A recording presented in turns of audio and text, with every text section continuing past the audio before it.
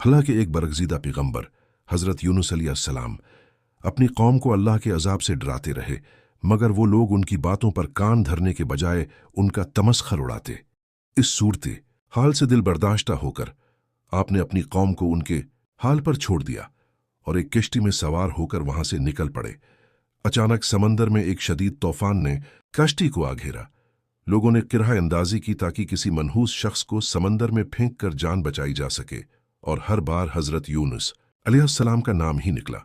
आखिरकार उन्हें समंदर की बेरहम मौजों के हवाले कर दिया गया। तभी अल्लाह के हुक्म से एक अजीम मछली ने उन्हें सालिम निगल लिया।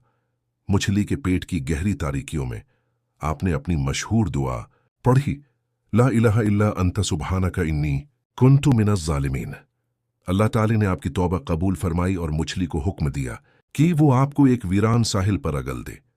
जब आप कमजोरी की हालत में अपनी कौम की तरफ वापस लौटे तो ये देखकर हैरान रह गए कि वो सब अल्लाह पर ईमान ला चुके थे।